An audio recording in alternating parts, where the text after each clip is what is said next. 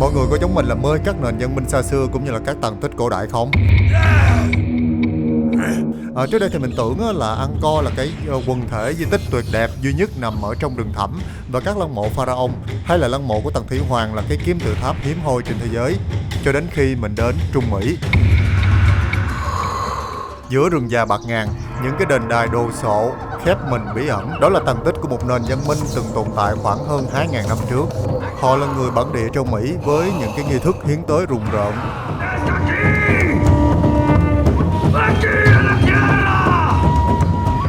Và họ có nhiều thành tựu còn vượt bậc hơn cả phần còn lại của thế giới. Đó chính là cư dân Maya. Vậy thì vì sao đế chế này bị lụi tàn và các hậu duệ Maya muốn nhắn nhủ gì tới nhân loại? Hãy làm ngay một chuyến du hành đến một thành cổ di sản nổi tiếng nằm ở bán đảo Yucatan của Mexico xa xôi nha. Dự ngôn của người Maya. Nền văn minh Maya được hình thành từ một cái bộ lạc thổ dân nhỏ bé ở châu Mỹ từ 2.000 năm trước. Họ đã sống ở trên bán đảo Yucatan thuộc đông nam của Mexico, ở phía bắc Guatemala và Honduras ngày nay. Đó là một cái nền văn minh mà ẩn chứa nhiều kho tàng trí tuệ bí ẩn mà đến ngày nay thế giới vẫn không ngừng giải mã. Không ai biết gì về một cái nền văn minh huy hoàng từng tồn tại ở đây cho đến khi mà người phương Tây đặt chân tới. Ít nhất trong vòng 500 năm, Maya là một cái đế chế thịnh vượng và hùng mạnh bậc nhất ở châu Mỹ. Họ không ngừng mở rộng lãnh thổ của mình. Người Maya là một trong những cái nền văn minh đầu tiên xây dựng nên thành phố. Và một trong những cái đô thị cổ nổi tiếng đó chính là Chichén Itzá.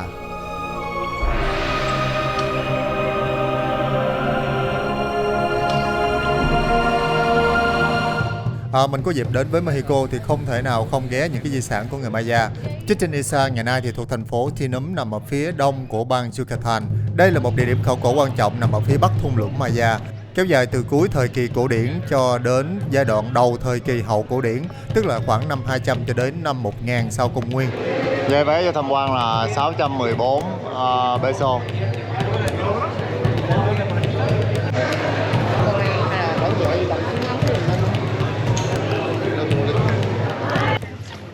Đường đi vô Chichén Itzá rất là đông. Đông khủng khiếp luôn trong cái thời tiết mà nắng nóng như thế này. Ngày nay thì có hàng triệu du khách đổ về Chichén Itzá để mà chiêm ngưỡng những cái di tích mà người Maya đã để lại cho hậu thế. Dù là bao quanh là một cánh rừng nhiệt đới rậm rạp, nhưng mà ở đây thời tiết rất là nóng nực và oi bức, khô cằn. Nè, thấy rồi nè. Trời ơi. Và hiện ra trước mặt mọi người đó là một trong những cái công trình tiêu biểu nhất, nổi tiếng nhất ở đây. Đô thị cổ này thì phát triển đạt thời kỳ đỉnh cao ở giữa thế kỷ 11 và thế kỷ 12, trở thành một cái trung tâm chính trị, kinh tế, xã hội. Đây còn là một trong những cái cường quốc kinh tế tại khu vực trong suốt thời kỳ đỉnh cao của nó, và là một trong những cái thành phố lớn nhất của nền văn minh Maya. Nơi này tái hiện lại cho ta biết cuộc sống thường nhật của người Maya lúc đó, từ những cái lễ tế, các trò tiêu khiển mang rợ cho giới quý tộc, cho tới những cái trình độ về văn hóa và kiến trúc ở đây.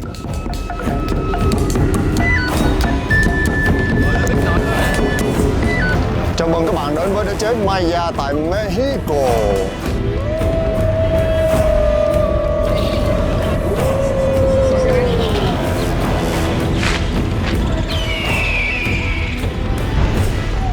Ước tính thì thời đó dân số Maya là khoảng 8 triệu người. Quần thể công trình ở đây thì bao gồm kim tự tháp, sân bóng, lăng mộ, đền chiến binh, đài quan sát thiên tượng, và xung quanh là nhà của cư dân. Tuy nhiên thì cả một thành phố đã bị suy vong và nền văn minh này đã biến mất bí ẩn hoàn toàn vào khoảng thế kỷ thứ 13. Mọi người thấy thì thành cổ Chichén Itzá của đế chế Maya bây giờ chỉ còn là một cái màu sắc của bụi thời gian thôi, đã bị phong hóa rồi. Ngày xưa thì được phủ một cái màu sắc rất là rực rỡ, có cả màu vàng, màu đỏ và màu xanh. Người ta phủ lên màu của những bức tường và những cái thành cổ và những cái ngôi đền bằng cái màu thực vật. Và đây là một cái lá cây mà người ta dùng nó trà ra thì sẽ được cái màu đỏ và màu xanh.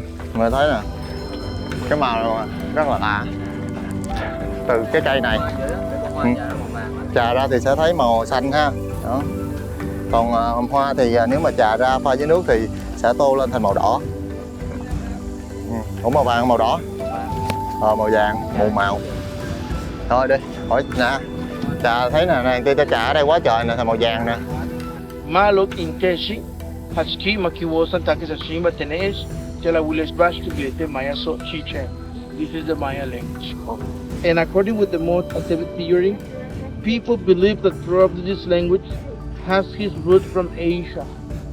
Why from Asia? As we know now, life in America began in the last ice age. Last ice age gathered from Asia across this bridge Di cư nè, to arrive from. di cư qua Tương. Những cái người mà đã di cư từ châu Á đi qua bên tới tận châu Mỹ này.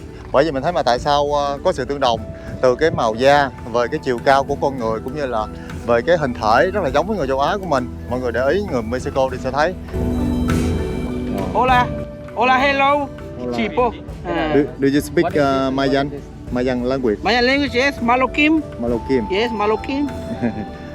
Nhìn rất là giống, thậm chí là mình qua đây rồi mà cũng không thể nào phân biệt được giữa người châu Á và người Mexico luôn. Rất là giống. After this migration, this culture arise. What culture? This culture arise. Olmeca. Olmeca. These people came from that migration. Can you see? Now Mexico is divided like this in two because we have two regions. This is Mexico City and this is the Maya region. Mayas were astronomers, engineers and mathematicians, not warriors. All these people in Mexico City were warriors. That's why they are a lot and different. We have Aztecas, Zapotecas, Mixtecas, Tlaxcaltecas, Teotihuacanos, and Totonacas. One of them, this one over here, Toltecas, came all the way down to Yucatan Peninsula, and then with Mayas built Chichen. This city, Chichen Itza, was built by Mayas and Toltecas, a group of warriors and a group of scientists. So this is the reason why Chichen Itza is unique. Was built by two different cultures. Rồi ở đây thì giờ chúng ta thấy một cái hố á, thì trước cái nền văn minh Maya thì có một cái nền văn minh khác nữa, nhưng mà thực ra thì nhà nghiên cứu những cái nhà khảo cổ vẫn chưa biết đó là nền văn minh nào mà tại sao họ lại biến mất. Và khi cái nền văn minh ở dưới đây biến mất thì người Maya tới và họ đã tạo nên một cái thành phố của riêng mình bằng cách đó là lấy đất đá và những cái đền đài đã bị vùi lấp ở đây và xây dựng nên những cái tường thành và những cái đền đài của người Maya mà mình thấy ngày nay. Thật ra những cái ngôi đền này mọi người thấy là đã được trùng tu rồi. Khi mà được phát hiện vào khoảng năm thế kỷ 18 suy sụp hoàn toàn rồi, chìm trong một cái cánh rừng bao phủ. Những nhà khảo cổ dù trùng tu lại nhưng mà người ta vẫn chừa một cái khoảng để chúng ta có thể thấy là lúc mà phát hiện ra ngôi đền thì nó trông như thế nào.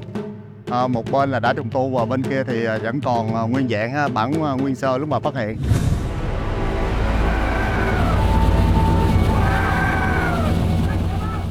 Dân số của Chichen Itza lúc đó là khoảng 35.000 người. Người Maya thì thường xuyên dùng các loại thuốc gây ảo giác trong các nghi lễ tôn giáo. Người Maya cho rằng thì trái đất là trung tâm của vũ trụ, bất động và không hề di chuyển. Có hai vị thần được coi trọng, đó chính là thần Thái Dương và Thủy thần, bởi vì hai vị thần này có ảnh hưởng lớn đến những cái vụ mùa ở trong năm. Và khi mà trời hạn hán quá khô cằn thì người Maya cho rằng Thủy thần đang rất là bất bình. Để làm vui lòng Thủy thần, họ còn sẵn sàng hiến tới các cô gái đồng trinh vào các hố nước cho Thủy thần.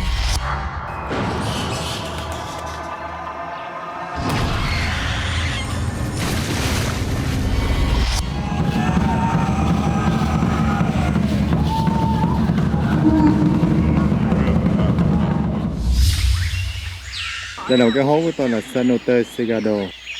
Đây là một cái hố rất là lớn dùng để hiến tế ngày xưa. Hố quá trời bự luôn, rộng thênh thang kìa. Đây là con đường để đi vào một cái hố hiến tế. Là bây giờ là một cái hồ nước.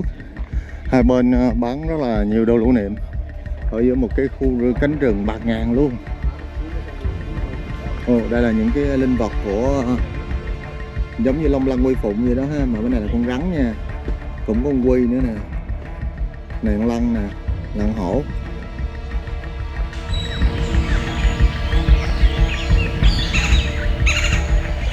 Gần đó một hố sụp tự nhiên, đường kính là tới 60m, sâu chừng 30m, nơi mà người Maya vẫn hay hiến tới các vật quý giá như là ngọc bích hay là đá quý. Thậm chí trong những đợt hạn nặng thì có cả thần dân cũng được chọn để mà hiến dâng cho thủy thần.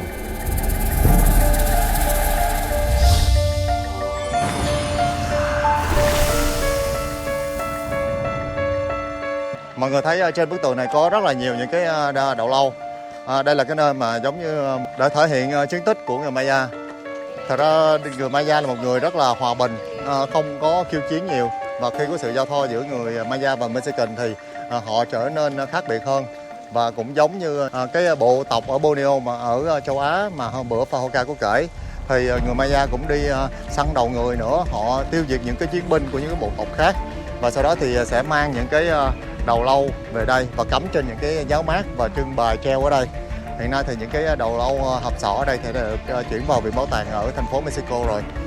Nhìn ở đây mọi người sẽ thấy những cái hình đầu lâu ở trên những cái tảng đá vẫn còn đây, thấy không? Quần thể này rất rộng, có những cái công trình tiêu biểu như là đài quan sát thiên văn đây. Người Maya dùng mắt thường để mà quan sát và tính toán một cách chính xác về sự chuyển động của các hành tinh. Họ tính được một năm có 365 ngày và kết luận rằng trái đất quay quanh mặt trời. Điều độc đáo là họ đã biết sử dụng số 0 vài thế kỷ trước công nguyên. Điều mà châu Âu gần 1.500 năm sau mới biết công dụng của số 0. Người Maya còn có lịch riêng của họ. Và tính theo tây lịch thì đại chu kỳ của người Maya sẽ chấm dứt vào ngày 21 tháng 12 năm 2012. Giống như giao thừa chuyển sang lịch mới vậy thôi. Tới đây thì mình lại nhớ tới lịch của người Maya ha. Nhớ vào năm 2012 là cả thế giới trao đảo điêu đứng bởi một cái sự kiện, đó là đồn nhau tận thế. Nhớ lúc đó ăn mì gói thấy bà luôn, tại sao tận thế.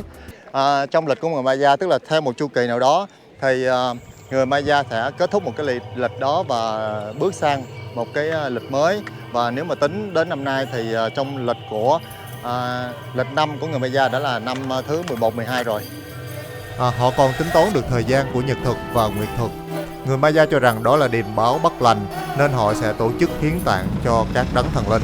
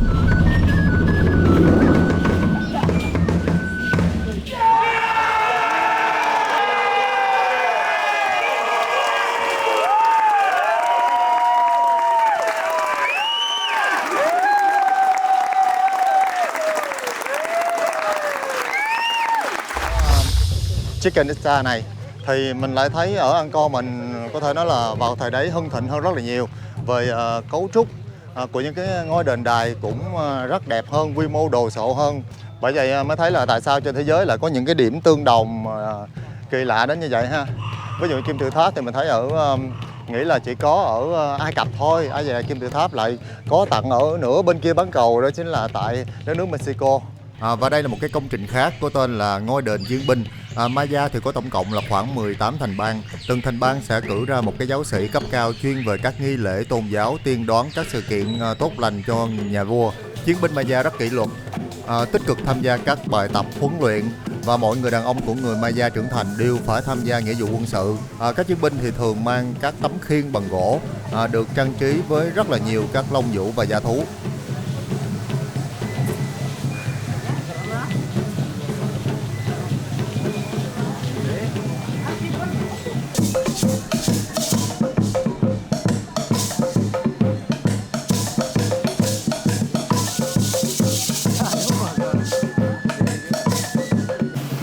Rồi trước khi vào ngôi đền thì mọi người sẽ thấy đó là những người Maya, họ giống như là những chiến binh gì đó rất là hùng hổ.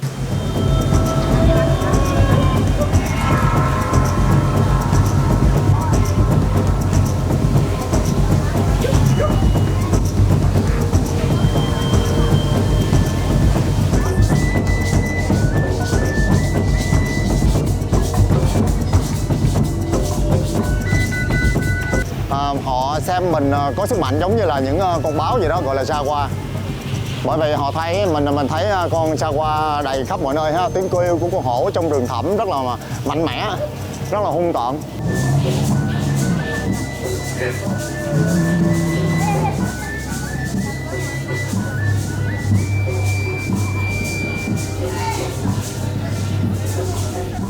Đắm chìm trong không khí của thời nói chung là trước Columbus. Ở đây mọi người sẽ thấy rất là nhiều những người trong trang phục của người Maya cổ. Ở đây thì chúng ta có thể hình dung được ngày xưa thì người Maya họ có một cái nền văn minh bí ẩn như thế nào, trông rất là ma mị ha. Ở trong rừng sâu thẳm như thế này mà lại có không khí của tiếng trống kèn, cũng như là những người ở trong trang phục của người thổ dân Maya. Cảm thấy rất là hay, rất là đẹp. Wow, trông rất là ấn tượng.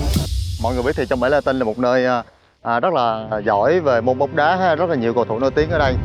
Thì thật ra thì vào triều đại Maya này, đế chế Maya thì người ta đã có những cái trận bóng đá rồi. Bây giờ thì bóng đá là sao? Mỗi bên có 11 người và chỉ được dùng chân thôi. Trong khi vào đế chế Maya ngày đó thì có một sự khác biệt, đó là cấm dùng chân và dùng tay để thi đấu bóng đá, mà chỉ được dùng những cái phần còn lại của cơ thể. Chơi nói chung là trừ tay và chân là được, như là đầu, vai, hông.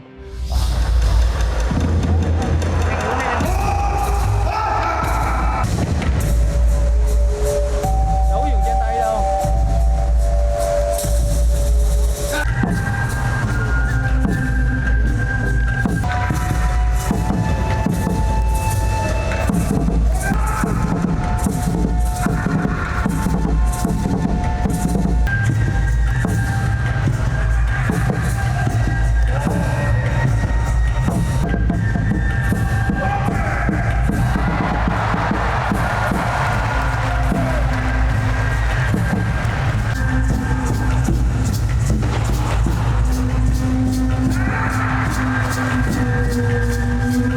Ghê gì? Bây giờ biết chặt đâu mà. Ghê vậy? Đó, thấy chưa đó. Rồi con chó lại gì nữa?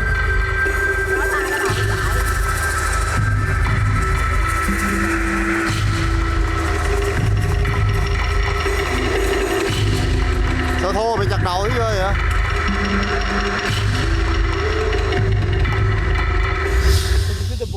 Ở đây thì mọi người sẽ thấy bức bích họa bằng đá của trận thể thao Port Arthur. Có 7 cầu thủ đây. 3, 4, 5, 6, and 7. From here, we have this circle, and from this circle to the left, again 7 ball players. So we're 7 to 7. Mọi người hãy chú ý cái vị cầu thủ số 7 này. Anh ta đang quỳ mọp xuống thế này. Nếu mà thoạt nhìn thì mọi người sẽ không biết đây là gì, bởi vì người này không có đầu. Đây là cái phần cổ, và người này đã bị đem đi hiến tế. From his neck, Bị chặt đầu cái gì? from his neck, his blood is coming out. Can you see? And turns into snakes. The snake, Máu biến là mấy con rắn đó chị. Đầu bị chặt á.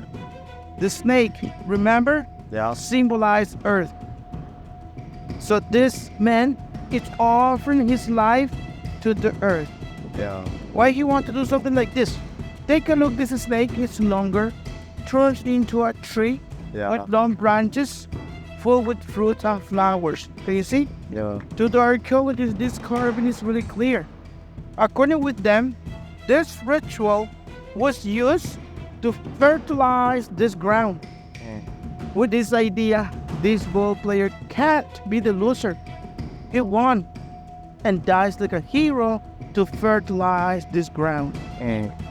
And otherwise, if these people could sacrifice the loser, they are going to have a bad harvest. For obvious reasons, they have to sacrifice the best. He will be offered to the gods to have a good harvest.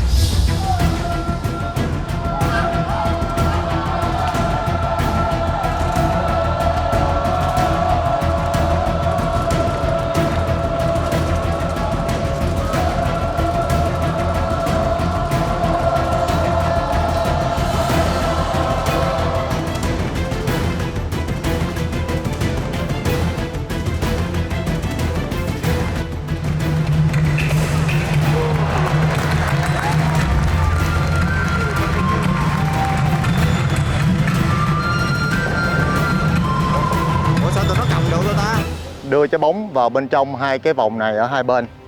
Thì mỗi đội như vậy thì có 7 người. Và ngày xưa thì đây là một cái khu bóng đá cũng khá là lớn, có thể nói là bằng chiều dài và chiều rộng của sân bóng đá hiện đại bây giờ luôn. Hai bên thì cũng sẽ có hai cái khán đài dành cho tộc trưởng và những người trong giới cao quý. Còn ở trên bức tường thành này là dành cho những cái thường dân, giống như khán đài của một cái sân vận động thời cổ của Maya ha. Hồi xưa ở đây có những cái bậc thang mà leo lên trên để cho những cái thần thường dân đứng ở trên và theo dõi những cái trận bóng đá. Họ phải trèo lên cao để mà nhìn xuống và theo dõi trận đấu. Còn phía sau lưng mình đó chính là cấu trúc chính ở trong quần thể Chichen Itza. Đây là một cái ngôi đường chính, và đặc biệt là từ đây thì nếu mình vỗ tay ha thì sẽ nghe tiếng vọng lại. Nghe cái tiếng gì không? Giang bộ đi, chị giang bộ đi. Nghe mạnh lên. Cái tay gì không có mạnh. Nghe nhỏ luôn đó. Nghe bị tẹt rồi. Không. Hay ha. Tiếng gì ngộ người ta. Giống như cái con gì kêu tắc kè. Đó. Ngộ trời. Nè, vỗ tay cái trên này nó nghe tiếng gì có. Đó là ngày xưa người ta dùng cái ký hiệu âm thanh này để mà có thể kêu gọi những cái thần dân của đế chế Maya ngày xưa để quy tụ về đây khi mà cần làm những cái nghi thức về tôn giáo gì đó. Và cái quần thể này thì ngày xưa có cả một cái bức tường thành bao quanh xung quanh nữa nha. Và ở trong này là làm những nghi thức tôn giáo, người dân không được sống ở trong này, và mà thần dân của đế chế Maya phải sống ở bên ngoài thành. Và người Maya ngày xưa thì họ còn sống ở trên cây nữa. Và cấu trúc này thì chúng ta thấy là bên ngoài rất là cao lớn như vậy, có 9 bậc thang, thì tượng trưng cho ở bên ngoài là cấu trúc của dương lịch, ở bên trong là còn một cái ngôi đền nữa là cấu trúc của âm lịch. Có một cái lối đi nhỏ nhỏ này, mọi người thấy lối đi vào bên trong. Kim tự tháp Kukulkan này cao 24 m, nó có 4 mặt, mỗi mặt thì có 91 bậc thang, nhân 4 lên là 365 ngày trong năm. Tại thời điểm xuân phân và thu phân thì khi mà mặt trời mọc và lặn thì góc của công trình sẽ tạo ra một cái bóng hình râm của một con rắn khổng lồ đang trườn xuống từ đỉnh của kim tự tháp, rất đặc biệt. Và đặc biệt hơn là ngôi đền này được xây trên một cái hố sụp có mạch nước ngầm ở bên dưới. Và nền văn minh Maya này thì họ thờ một cái thần rắn là Kukulkan, là giống như một cái vị thần ở trên trời gì đó có thể hạ phàm xuống. Mọi người thấy ở xung quanh những cái kim tự tháp này có rất là nhiều đầu rắn rất là khổng lồ. Thì ở nền văn minh Angkor người ta cũng thờ thần rắn nữa, thần rắn Nara. Nhưng mà thần rắn Nara ở trong nền văn minh Angkor là sao, của người Khmer là có tới 9 đầu. Ngày trước thì du khách có thể đi lên những cái bậc thang này để lên trên, nhưng mà bây giờ đã bị cấm rồi.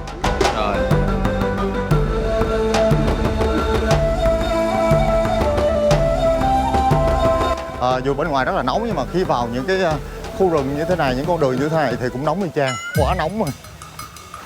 Đó, bây giờ đây là con đường đi vào cái di tích của người Maya Tholum. Thì vào đây thì mình phải trả hai cái loại vé.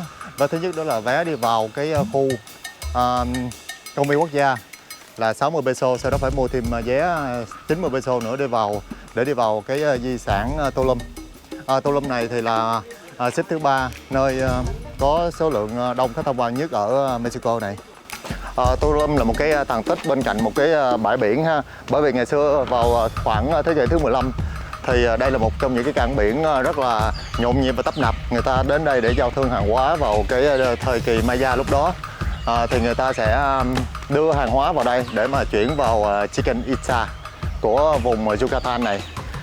Và đây mọi người thấy là một cái bức tường thành bao bọc xung quanh Tholum ha. Ngày xưa thì ở đây có 5 cái cổng để đi vào bên trong cái thành cổ, gọi là một cái cảng biển này.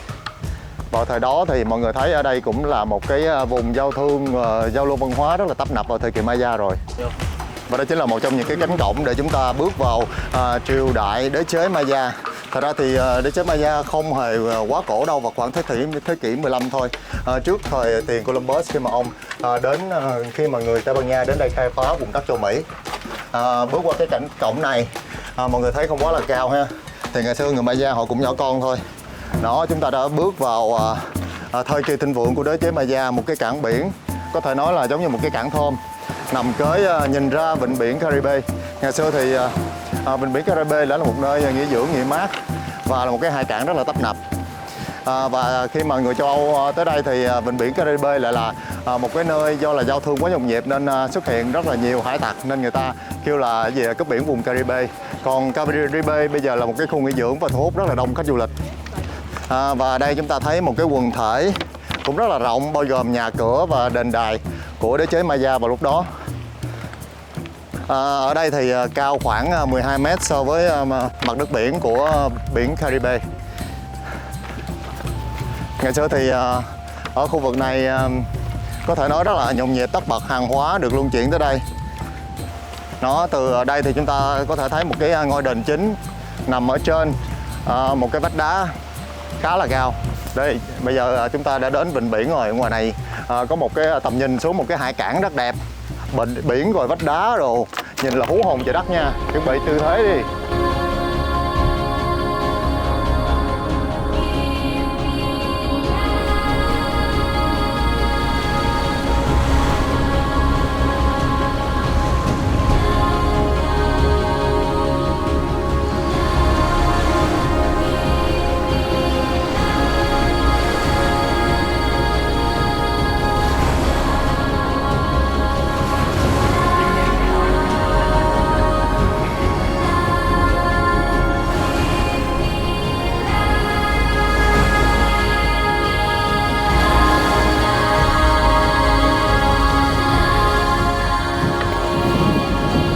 Một cái kiến trúc công trình mà nổi bật nhất trong quần thể cái bến cảng cổ Tulum của đế chế Maya. Khi mà người Tây Ban Nha tới đây khai phá thì họ đã phát hiện những cái vùng đất và những cái kiến trúc cái khu di tích Tulum này đã bị bỏ hoang rồi, và phát hiện ra những cái quần thể Tulum của những kiến trúc công trình của đế chế Maya thì họ rất là ngạc nhiên sửng sốt khi mà không ngờ rằng ở trong những cánh rừng sâu thẳm của châu Mỹ lại có những cái kiến trúc công trình lại có thể nói là ngang ngửa phát triển như là những cái thành phố hải cảng của châu Âu Châu vào thời đó. Đây như quay ra nhìn một vịnh biển và những kiến trúc nè, cái đó giống như ngọn hải đăng ngày xưa vậy đó, trên một cái vọng đài quan sát nhìn ra vịnh biển. Ngày xưa thì có thể nói là thuyền bờm ở đây tấp nập ha. Tulum là một trong những cái thành phố cuối cùng được xây dựng của người Maya. Nó đạt thời kỳ thịnh vượng của nó vào khoảng thế kỷ thứ 13. Và sau khi người Tây Ban Nha chiếm đóng Mexico thì vẫn có người Maya tiếp tục sinh sống ở đây trong vòng khoảng 70 năm sau.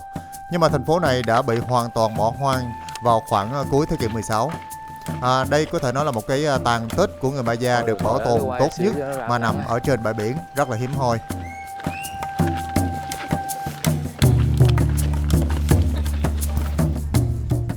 Chỉ những người làm công việc khảo cổ thì mới được phép đi vào bên trong những cái ngôi đền. Đây cũng là một cái kim tự tháp có tên là El Castillo. Đây là một cái công trình chính cao khoảng 7,5 mét. Đặc biệt là ở khu này mình thấy động vật hoang dã, đặc biệt là cái con này nè, kỳ nhông, kỳ đà, không biết kỳ nhông hay kỳ đà nha. Mà nó trội lên nó trơn á, nãy giờ nó chạy. Từ trong rừng chạy ra mà người ta nó không có sợ người luôn, quay gần gần cho thấy coi, nó dạng lắm. Dạng thấy sợ không nè, đụng nó được luôn á. Rồi cái này coi cây xương rồng, bên này người ta lấy cây xương rồng người ta ăn luôn á. Cây cọ tự nhiên mọc lên á.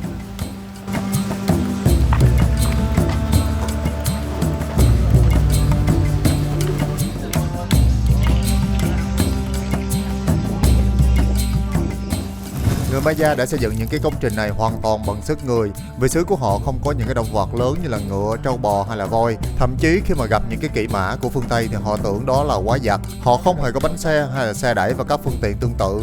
Người Maya đã có chữ viết chung thời với Hy Lạp cổ đại. Về nông nghiệp thì người Maya đã biết thuần hóa cây trồng. Thứ mà chúng ta thích ăn ngày nay đó chính là bắp. Nếu không có người Maya thì chắc chắn sau này chúng ta không có bắp mà ăn. Theo truyền thuyết thì người Maya được nặng thành từ bột bắp mà ra. Người Maya cũng là người đầu tiên tiêu dùng cacao, bởi cây này xuất phát từ Trung Mỹ. Bằng cách dùng hạt của cacao đã được rang, họ làm ra đồ uống sô-cô-la. Cacao là món quà thiêng liêng của các vị thần và hạt cacao còn được dùng như là tiền tệ. Vậy thì tại sao một đế chế hưng thịnh như vậy lại bỗng dưng biến mất? Rất là nhiều nền văn minh trên thế giới mà thời kỳ huy hoàng và hưng thịnh thì đều cũng đến lúc sụp đổ, như là đế chế Ba Tư, đế chế Angkor. Rồi ngay cả nền văn minh Maya cũng không tránh khỏi cái vòng tuần hoàn đó của nhân sinh ha. Và tại sao nền văn minh Maya hưng thịnh đến như vậy trong một cánh rừng sâu thẳm của bên nửa bán cầu lại sụp đổ. Thì người ta nói rằng vào một cái thời điểm mà khí hậu thay đổi, ở đây có một cái trận đại hạn hán, không thể trồng trọt được, lương thực bắt đầu khô cạn.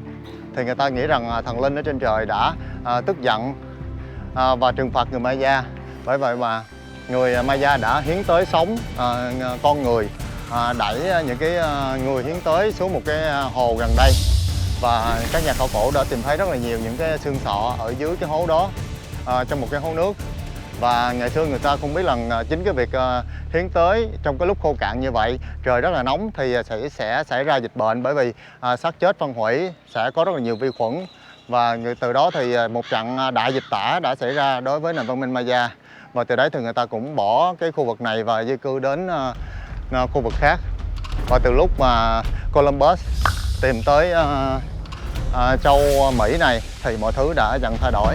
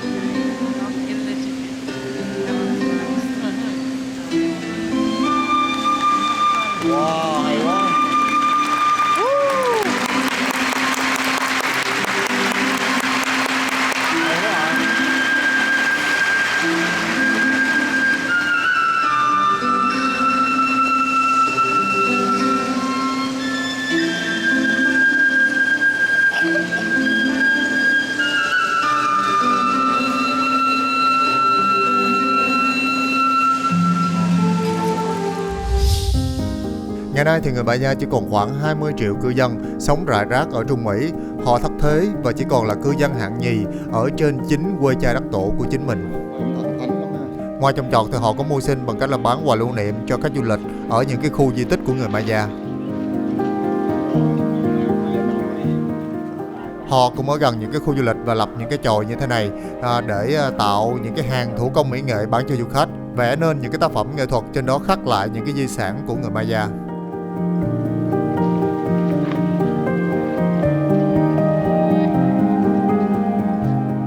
Một ngày khác đó là họ sẽ hóa trang lại những cái trang phục người Maya cổ ngày xưa để mà chụp ảnh với du khách.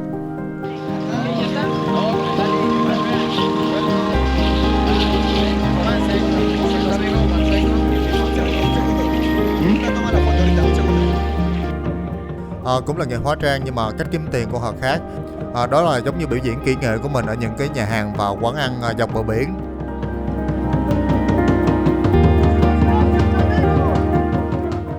Ngày nay nếu mà có đi du lịch tới thành phố biển nổi tiếng nhất của Mexico là thành phố Cancun, thì mọi người khi vào các quán ăn sẽ gặp những cái màn trình diễn như thế này rất là phổ biến.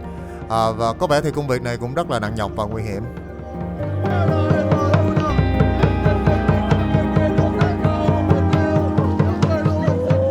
Có thể nói thì văn hóa của người Maya ngày xưa vẫn còn ảnh hưởng tới ngày nay tại đất nước Mexico. Ví dụ như những chiếc mặt nạ hóa trang trong ngày lễ Halloween được cho là bắt nguồn từ Trung Mỹ, từ nền văn minh Maya mà ra.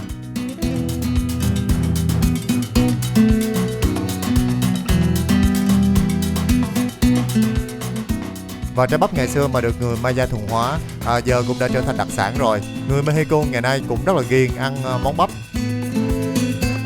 Ăn trái nhớ người trồng cây nha, và nếu đến Mexico thì nhất định phải thử món bắp. Đây là ngô, bắp.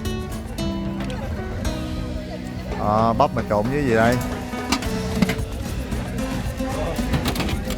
Bắp luộc ăn với bơ. Rồi bơ với maizena. Good. Ra rất là ngon đây. Hả? Đây nè, ngô. This is maizena, right? Maizena. Or butter. Là phô mai. Phô mai.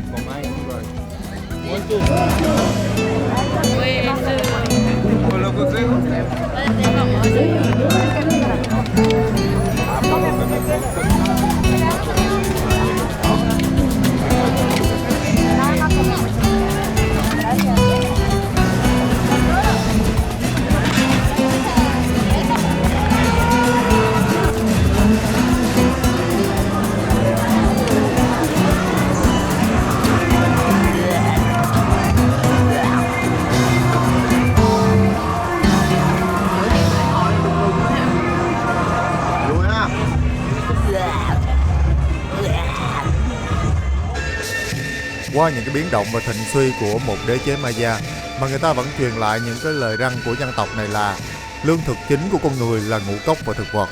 Hãy sống thuận theo tự nhiên, hãy bảo vệ rừng, mất rừng thì nhân loại sẽ đối mặt với biến đổi khí hậu dẫn tới tai ương, dè chừng với những cái nền văn hóa xâm lăng và hãy giữ bản sắc của dân tộc mình. Có thể nói thì văn minh Maya dù đã bị mai một rồi, nhưng mà vẫn được cả thế giới trầm trồ và ca thán như là một cái dân tộc đến từ hành tinh khác vậy đó. Và nếu muốn sống lại những cái tập tục kỳ bí của đế chế này thì hãy một lần đến với Trung Mỹ nhé. Chào mừng cô chú anh chị các bạn đã đến với Chickenista, một cái nền văn minh phải nói là rất là hưng thịnh của tại châu Mỹ Latin. Đó chính là nền văn minh Maya. Cái Chickenista này thì cách khoảng 220 cây số từ Cancun. Mọi người đến tham quan Cancun thì nhân tiện cũng có thể đến Chickenista này